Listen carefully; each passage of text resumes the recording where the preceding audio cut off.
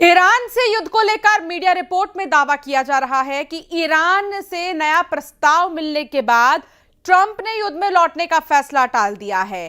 तो वहीं ट्रंप ने भी दावा कर कहा है कि ईरान समझौता करना चाहता है। ईरान के बारे में जो बात मुझे पसंद नहीं है वो ये है कि वो मुझसे तो बड़े सम्मान से बात करते हैं, फिर टेलीविजन पे जाकर कहते हैं हमने राष्ट्रपति से कोई बात ही नहीं की है। ये राष्ट्रपति ट्रंप ने अपने दिल की बात जो है कही और उन्होंने कहा कि ईरान की यही बात नहीं पसंद है कि हमसे तो अच्छे से बात करते हैं और बड़े सम्मान से बात करते हैं, लेकिन जब टेलीविजन पर जाते हैं तो कहते हैं कि हमने राष्ट्रपति से कोई बात ही नहीं की है। तो एक तरफ ट्रंप समझौते की बात कर रहे हैं, दूसरी तरफ उनके टैंकर्स रिएक्टिव हो चुके हैं।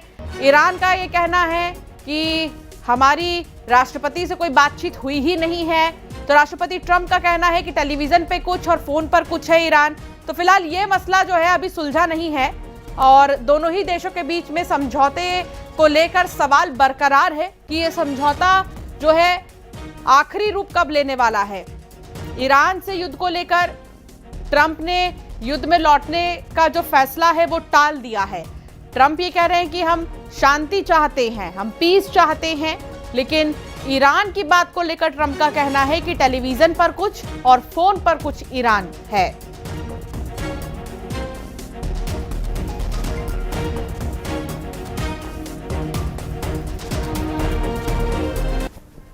What I don't like about Iran is they'll talk to me with such great respect, and then they'll go on television, they'll say, we did not speak to the president. We did not. I just spoke to, we did not speak to the president. So they play games, but let me just tell you, they want to make a deal.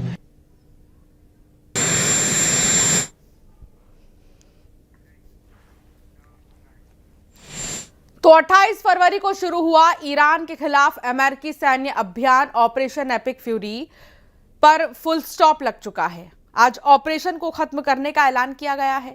68 दिनों तक चले इस operation में America ने Iran के सैन्य और रणनीतिक ठिकानों को निशाना बनाया है। ईरान के सुप्रीम लीडर आयतुल्लाह खामेनी की मौत भी हुई। अब अमेरिका कूटनीतिक समाधान की ओर बढ़ने के संकेत दे रहा है, जिससे क्षेत्र में तनाव कम होने की उम्मीद जताई जा रही है। तो कुल मिलाकर देखें तो अमेरिका की तरफ से तो साफ ये कहना सामने आ रहा है कि हम शांति चाहते हैं। 28 फरवरी को ये शुरू हुआ था ईरान के खिलाफ अमेरिकी सैन्य ऑपरेशन एपिक फ्यूरी, और इस पर अब फुल स्टॉप लग चुका है। ऑपरेशन को खत्म करने का ऐलान भी किया गया है। इतना ही नहीं, आपको बता दें कि 68 दिनों तक चले इस ऑपरेशन में अमेरिका ने ईरान के सैन्य और रणनीतिक ठिकानों को निशाना भी बनाया है। ईरान के सुप्रीम लीडर आयतुल्लाह खामेनी की मौत हो चुकी है। अमेरिका कूटनीतिक समाधान की ओर बढ़ने के संकेत जरूर दे रहा है, जिससे क्षेत्र में तनाव कम होने की उम्मीद अब जताई जा रही है। कुल मिलाकर अब आगे बढ़ेंगे और बात करेंगे ओमान और यूएई पर फाइटर ड्रोन और मिसाइलों से भयानक हमला हुआ है। दोनों ही देशों की तेल साइटों पर हुए धमाकों से बहुत भारी नुकसान पहुंचा है। और इधर हॉर्मुज स्ट्रेट में अमेरिका और ईरान ने हमले शुरू कर दिए हैं। अमेरिका ने ईरान के 6 बोट को बॉम्ब से उड़ाने की जानकारी दी है। यह हमला ट्रंप की ईरान को धरती से मिटा देने वाली धमकी के बाद शुरू हुआ।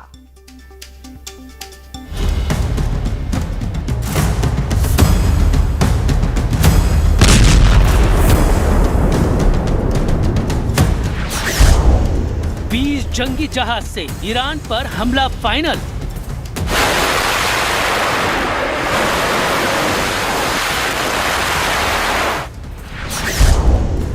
ट्रंप का ऑपरेशन फ्रीडम, ईरान का बचना नामुमकिन।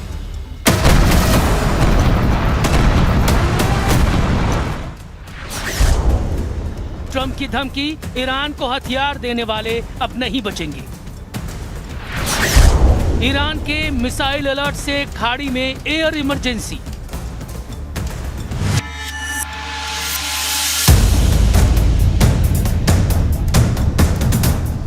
अमेरिका के जंगी जेट को मिसाइलों से लैस कर दिया गया है। अमेरिका के लड़ाकू जहाज आसमान में उड़ने लगे हैं।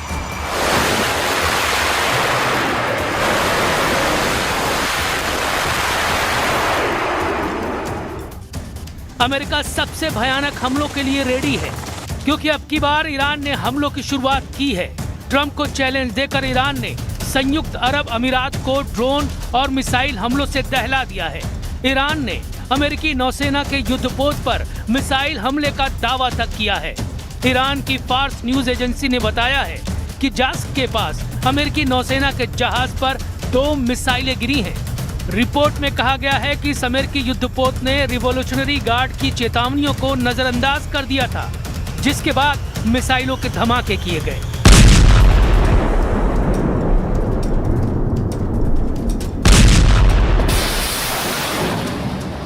ईरान के सभी फ्रंट एक्टिव कर दिए गए हैं।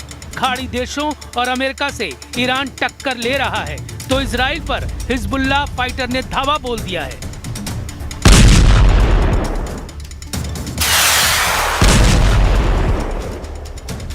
संयुक्त अरब अमीरात की फुजैराह ऑयल साइट है ये। धमाके ड्रोन बम के हैं। धुआं बारूदी धमाके के बाद क्रूड ऑयल में लगी आग से उठ रहा है।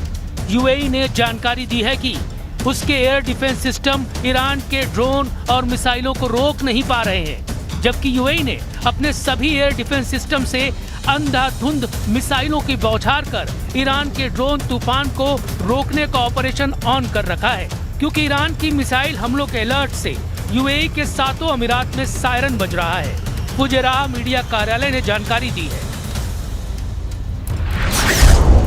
कि ईरान के ड्रोन हमलों में ऑयल साइट पर 3 लोगों को गंभीर चोटें आई हैं। फ्लाइट रडार 24 की रिपोर्ट के मुताबिक ईरान के ड्रोन और मिसाइल हमलों के खौफ से यूएई के दुबई और शारजाह जाने वाली सभी उड़ानें फिलहाल रद्द कर दी गई हैं। ईरान के भीषण हमलों से भड़के ट्रंप ने धमकी दी है कि ईरान को धरती से मिटा दिया जाएगा। ट्रंप ने चेतावनी दी है कि अगर ईरान अमेरिकी जहाजों पर हमला करता है तो उसे धरती से मिटा दिया जाएगा। ट्रंप ने ईरान से युद्ध को मिनी वॉर बताया है। ट्रंप का दावा है कि ईरान के पास युद्ध लड़ने के लिए न नेवी बची है, न कोई जंगी हथियार। I call it a mini war because that's all they are. They don't have a navy anymore. Think of it. They had 159 ships. How many do they have left, Kelly? Out of 159, take a guess. She's very smart. 0. 159 ships. In the first 2 weeks, 159 ships. Trump जिसे mini war समझ रहे हैं, Iran ने उसे अपनी सबसे बड़ी लड़ाई बना रखा है। ईरान ने हॉर्मुज स्ट्रेट की तरफ झांकने वालों को बर्बाद कर डालने का ऑपरेशन शुरू कर दिया है।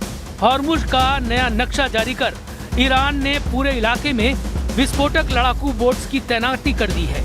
ईरान के सरकारी मीडिया के मुताबिक नए नक्शे में तेहरान के सैन्य अधिकार क्षेत्र की पश्चिमी सीमा ईरान के केशम आइलैंड और यूएई के अल क्वैन के बीच खींची गई है।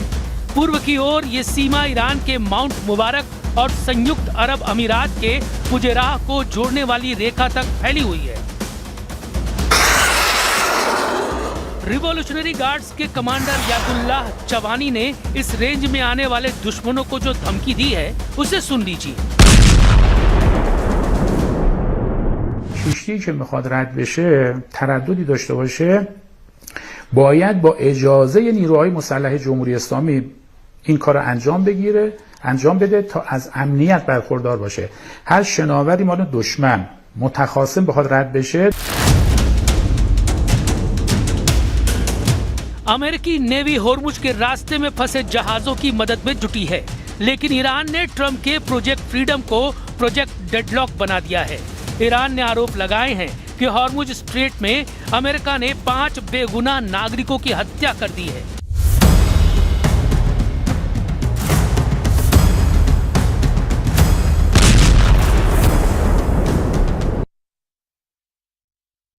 हॉर्मुज में तनाव बरकरार है।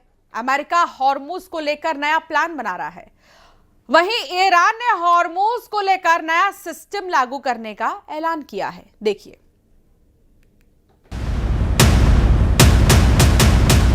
जबकि अमेरिकी एडमिरल ब्रैड कूपर ने दावा किया है कि हॉर्मुज में रिवॉल्यूशनरी गार्ड के 6 जहाजों को तबाह कर दिया गया है। अमेरिका ने उन बोट्स को निशाना बनाने का दावा किया जो तेल गलियारे में जहाजों पर हमले कर रही थी। मतलब हॉर्मुज में वॉर टेम्पर हाई है। इसे देखते हुए ईरान अपने सीक्रेट हथियारों को इस्तेमाल के सिग्नल दे रहा है। ईरान ने आत्मघाती ड्रोन अराश 2 से लंबी दूरी तक हमलों का बंदोबस्त कर लिया है। अराश ड्रोन की रेंज में सभी खाड़ी देश के साथ इजराइल भी आता है। अराश 2 ड्रोन एक कार से भी लॉन्च किया जा सकता है। ये हाई मैग्नेटिक वेव पैदा नहीं करते, इसलिए इन्हें ढूंढना मुश्किल होता है। ईरान ने दावा किया कि ये 2000 किलोमीटर तक हमला कर सकता है और ईरान ने इसे इजराइल के हाइफा और तेल अवीव को निशाना बनाने के लिए बनाया है, क्योंकि हाइफा ईरान से 1855 किलोमीटर और तेल अवीव 1903 किलोमीटर दूर है। विस्फोटक ड्रोन की पूरी रेंज ईरान को बेखौफ बनाए हुए है। वहीं अमेरिका इजराइल को ईरान के परमाणु बमों का खौफ फिर परेशान करने लगा है। अमेरिकी इंटेलिजेंस के आकलन बता रहे हैं कि ईरान को परमाणु हथियार बनाने में अब भी उतना ही समय लगेगा जितना फरवरी 2026 में युद्ध भड़कने से पहले लगना था। मतलब अमेरिका ईरान से चल रहे युद्ध से ईरान के एटमी प्रोग्राम को कोई खास नुकसान नहीं पहुंचा है। इंटेलिजेंस रिपोर्ट में कहा गया है कि अगर ईरान के परमाणु कार्यक्रम के खतरे को टालना है तो उसका यूरेनियम भंडार पूरी तरह से तबाह करना जरूरी है। 9 से 10 एटम बम का यूरेनियम ईरान के पास है। ट्रम्प बार बार ये कह रहे हैं कि ईरान के पास ये एटम बम नहीं होने चाहिए। वो बताना नहीं भूलते कि ईरान के एटमी हथियारों से दुनिया को खतरा है।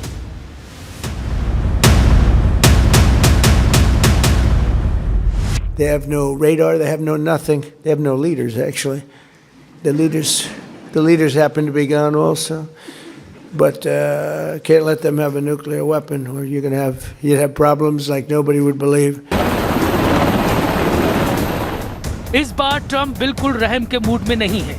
उन्होंने यूएस फोर्सेस को फुल फोर्स इस्तेमाल करने का लाइसेंस दे दिया है। यूएस एयरफोर्स के 20 हवाई जहाज अब आसमानी अखाड़े में मंडराने लगे तो होने वाले हमले का अंदाजा नहीं लगाया जा सकता। ट्रंप ने ऑपरेशन फ्रीडम के लिए सबसे घातक जंगी हथियारों को युद्ध में भेज दिया है। संयुक्त अरब अमीरात और सऊदी अरब के हवाई रूट में अमेरिकी जंगी लड़ाके परेड कर रहे हैं। ईरान पर अमेरिका बमबारी कब शुरू करेगा ये अभी क्लियर नहीं हुआ है, लेकिन ईरान ने अपने हथियारों की टेस्टिंग शुरू कर दी है। रेवोल्यूशनरी गार्ड्स ने रॉकेटों का ये बारूदी ट्रेलर ट्रंप फोर्स को दिखाया है। ईरान ने अब की बार जबरदस्त तैयारियां की है। ईरान जमीनी लड़ाई के लिए अमेरिका को मजबूर करना चाहता है। ग्राउंड ऑपरेशन में इजराइल और अमेरिका की कमजोरियों को जान चुका ईरान हिसाब बराबर करने का प्लान बना चुका है। हालांकि ईरान ने सफाई दी है कि यूएई में हुआ हमला इजराइल और अमेरिका की कारस्तानी है, जिससे युद्ध भड़के और तबाही मचे। हिजबुल्लाह के 100 से ज्यादा ठिकानों पर अटैक के बाद नईम कासिम के लड़ाकों ने फिर पलटवार किया है। दक्षिणी लेबनान में इजराइल की सेना, उसकी गाड़ी और तोपखानों पर ड्रोन हमलों का दावा है। इन हमलों के बाद आईडीएफ ने दक्षिणी लेबनान में ग्राउंड के साथ एयर ऑपरेशन लॉन्च कर दिया है।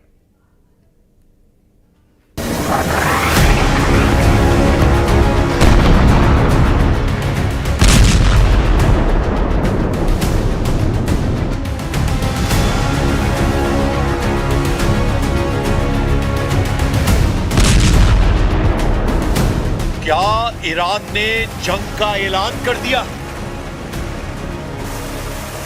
क्या मिडिल ईस्ट में जंग की भट्टी बारूद से जलने लगी?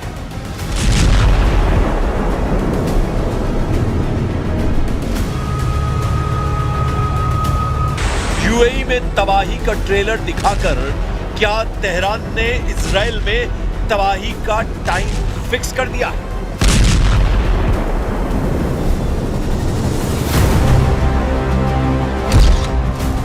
यूएई पर हमला ट्रेलर, तेल अवीव में फटेगा टाइम बम। हिजबुल्लाह का खेल बदल गया मिडिल ईस्ट का युद्ध। लेबनान में 24 घंटे में 40 बम फटे। इजराइल ने दावा किया कि उसने एक साथ हिजबुल्लाह के 40 ठिकानों को तबाह कर दिया।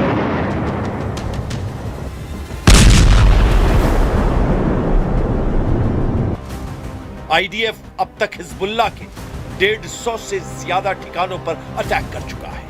8 अप्रैल को उसने सबसे बड़ा हमला किया, 10 मिनट में 100 से ज्यादा स्ट्राइक की। 27 अप्रैल को आईडीएफ ने पूर्वी लेबनान में बेका वैली और दक्षिणी लेबनान में जेबिल में हिजबुल्लाह के इंफ्रास्ट्रक्चर को निशाना बनाया। 2.5 साल जंग लड़ने के बाद भी इजराइल के हाथ खाली हैं। क्या हिजबुल्लाह का हथियार छीन पाए नेतन्याहू? क्या दक्षिणी लेबनान पर कब्जा कर पाए नेतन्याहू? क्या तेहरान को डरा पाए नेतन्याहू?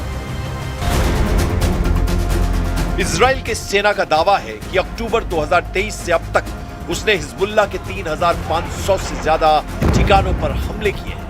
1,000 से ज्यादा ऑपरेशन को अंजाम दे चुका है, जिसमें 800 से ज्यादा तो सिर्फ एयर स्ट्राइक है।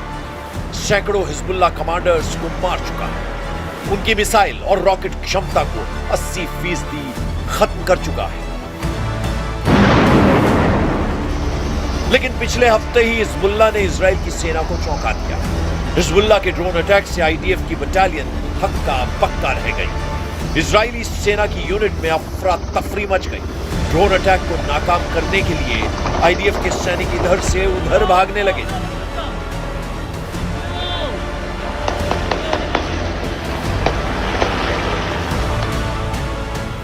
तो क्या नेतन्याहू यूएस ईरान तनाव के बीच अपने लिए वक्त खरीद रहे हैं? हॉर्मुज की उलझन के बीच हिजबुल्लाह को खत्म करने की स्क्रिप्ट लिख चुके हैं? और क्या तेहरान ने नेतन्याहू का मिशन फेल कर दिया? आईडीएफ हिजबुल्लाह के खिलाफ अपना सबसे बड़ा ऑपरेशन लॉन्च करे, इससे पहले ही ईरान ने अमेरिका को हॉर्मुज में सबसे करारी शिकस्त दे दी है।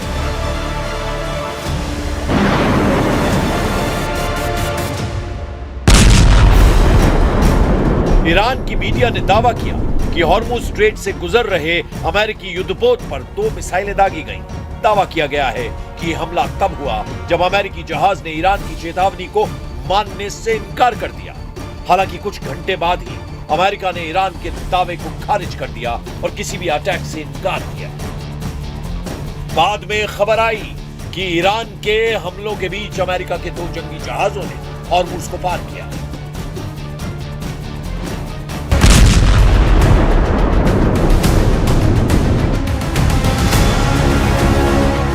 अब ईरान दावा कर रहा है कि उसने अमेरिका को जवाब देने के लिए सबसे खतरनाक मिसाइल तैयार कर ली है। ईरान के एक सांसद ने दावा किया कि उनके पास एक ऐसी मिसाइल है जो लॉन्च होते ही 80 बम में बदल जाएगी। मतलब ऐसी मिसाइल जिसके वॉरहेड 80 हिस्सों में डिवाइड हो सकती है। ईरान के सांसद ने दावा किया कि अगर 1.5 टन वॉरहेड वाली 16 सेजल मिसाइल एक साथ दागी तो उनका प्रभाव परमाणु बम के बराबर होगा। तो ईरान की यह चेतावनी किसे है?